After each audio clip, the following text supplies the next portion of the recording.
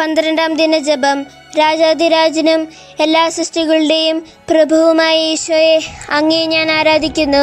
സന്തോഷപൂർവ്വവും സുഖസമൃദ്ധവുമായ സ്വർഗത്തിൽ നിന്നും ഇറങ്ങി ഞങ്ങളുടെ ഇടയിൽ മനുഷ്യനായി പിറക്കുകയും അവർണീയമായി അപമാനവും ക്ലേശപൂരിതമായ കുരിശുമരണവും അങ്ങയോടുള്ള സ്നേഹത്തെ പ്രതി അങ്ങ് സഹിക്കുകയുണ്ടായല്ലോ.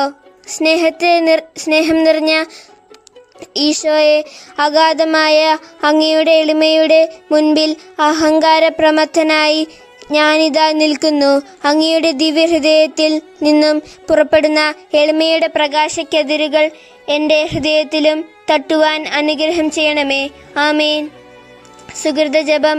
ഹൃദയശാന്തതയും എളിമയുമുള്ള ഈശോയുടെ ദിവ്യഹൃദയമേ, എൻ്റെ ഹൃദയം അങ്ങേ ഹൃദയത്തിന് സാദൃശ്യമായി അരുളണമേ. സൽക്രിയ. ആരെങ്കിലും ഇന്ന് നമ്മെ പരിഹസിക്കുന്നുവെങ്കിൽ മൗനമായിരുന്ന ദിവ്യഹൃദയ സ്തുതിക്കായി സഹിച്ചു കൊള്ളുക.